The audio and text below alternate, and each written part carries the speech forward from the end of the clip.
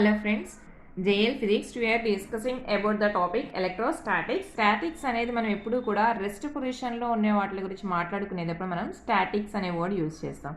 Electrostatics means small point charge Q, it is in the rest positions, and Q we are taking here as the Q charge and it is in the rest position, that is stationary. In real life there is no electrostatics. Just for understanding of the critical things we are assuming this electrostatics, and fundamental assumption of this electrostatics is we are taking a point charge or source and it is always a stationary charge. Let us take charge is discrete, it means n times of E, means E, 2E, 3E, 4E and so on. Charge is always in terms of the E only, that is said to be as discrete.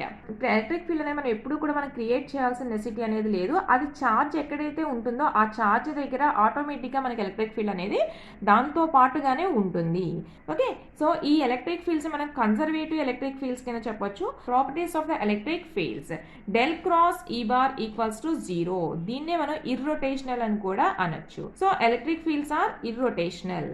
Next integral of అంటే closed integral of E bar dot dl equals to 0, and the work done by such conservative fields is always the path independent. Electric field lines never cross each other. We are already discussing about the electric fields plus Q. Electric field lines are always away from this point charge, and when it is a negative charge it is towards the negative charge. These are the electric field lines. So electric field lines are always like this only, these never cross each other, and electric field lines are all irrotational, and these never follow the closed path, but magnetic field lines follow the closed path. Means plus Q, this is the closed path, it will never be like this electric fields, but in the magnetic field it will follow a closed path. In electrostatics we are discussing all these topics: Coulomb's law and applications, Gauss law and applications, conductors method of images, Laplace and Poisson's equations, multipole expansions and dielectrics. But in all these topics we are discussing about the electric field and electric potential only. Final గా మనం calculate చేసేది ఏంటిది అంటే electric field, electric potential మాత్రమే. So ఇవన్నీ కూడా different methods కింద మనం చెప్పొచ్చు. ఫస్ట్ మనం coulombs law and its applications అనేవి చూసుకుందాం. అసలు కూలమ్స్ లా అంటే ఏంటి? కూలమ్స్ లా వచ్చేసరికి electrostatic force. Electrostatic forces are always central forces. Suppose ఒక 2 చార్జెస్ అనేవి తీసుకుందాం. Force between this 2 charges is R, and the force between these 2 charges is considered to be F. In Coulomb's law, F is directly proportional to the charges. F is inversely proportional to the square of the distance between these 2 charges. That is, F is proportional to 1 by R square. Finally, from these two, F is proportional to Q1 Q2 by R square.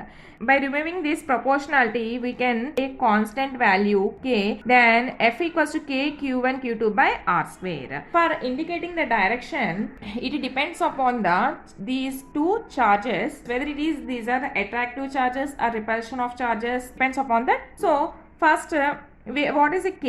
K is a constant value and it is equals to the 1 by 4 pi epsilon naught, and its value is 9 into 10 power 9 Newton meter square per Coulomb square. This is only for the air medium. When you are changing that medium, not air medium, then it will be 1 by 4 pi epsilon. When later we are discussing about this epsilon naught and epsilon. Definition of the Coulomb's law is F is proportional to Q1 Q2 by R square, that is F equals to K Q1 Q2 by R square, where K equals to 1 by 4 pi epsilon naught. It is a constant value and its value is 9 into 10 power 9 Newton meter square per Coulomb square. This is for the air medium. Direction of F based on the attraction and repulsion of these charges. Suppose R cap tells about the direction of F, but we know that R cap equals to R bar by modulus of R. When we are substituting in this K Q1 Q2 by R square into R bar by modulus of R, then it is equals to Q1 Q2 by R cube R bar.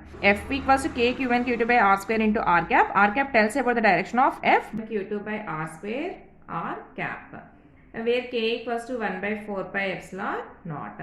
For suppose we are discussing in another medium, that is which is having the refractive index n. This is Q1 charge and this is the Q2 charge, which are separated by the distance r, and it having a refractive index of n. Then this epsilon naught changes into epsilon. So F equals to Q1 Q2 by 4 pi epsilon r square r cap. Relation between the epsilon and epsilon naught is epsilon equals to epsilon naught epsilon r. This is the permeability in the free space and this is the relative permeability. This is the permeability in that particular medium. Okay, when we are substituting this, then we are getting that k q1 q2 by r square r cap into 1 by epsilon r. This all is told to be as F in air. So F in medium equals to F air by epsilon r. That is the relative permeability. Now, what is the relation between the refractive index and this relative permeability value? So, refractive index is n and it is defined as C by V. That is speed in free space by speed in that particular medium. So, C equals to 1 by root of epsilon naught and mu naught.